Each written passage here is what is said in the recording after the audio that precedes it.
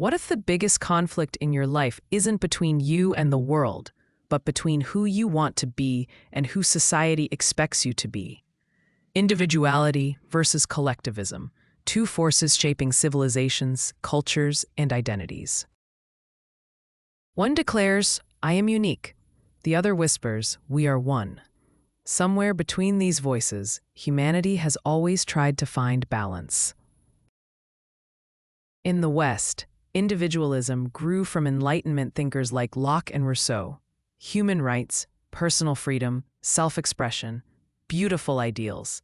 Yet sociologist Anthony Giddens reminds us that modern individualism comes with anxiety, uncertainty, and constant self-reinvention. We are free, but often feel lost. Capitalism amplified this. Be different, be special, compete. Fulfillment became personal achievement, not shared purpose. Meanwhile, collectivist societies, from East Asia to traditional Muslim communities, prioritize family, community, and moral responsibility. Emile Durkheim warned that without collective bonds, societies fall into anomie, a state of normlessness and loneliness. He believed belonging protects us, shared values give meaning and stability.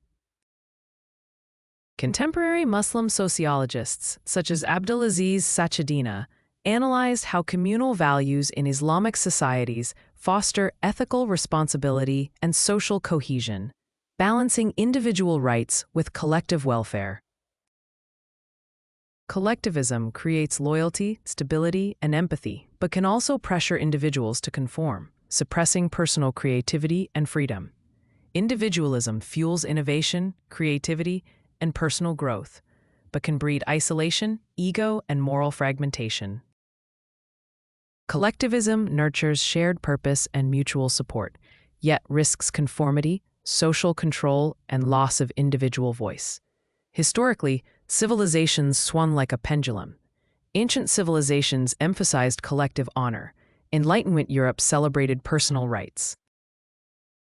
Industrial-era societies prioritized competition and personal success.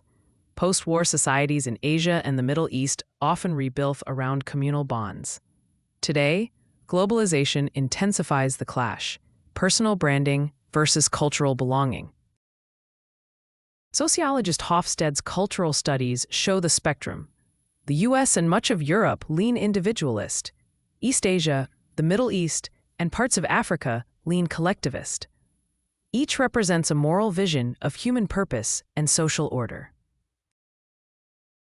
So the question remains, are you living for yourself or for your community? And does modern life force you to compromise one for the other? Reflect on your own life. Are you shaped more by I or by we? Comment your experience, share this video, and start a conversation about the balance between individuality and collectivism.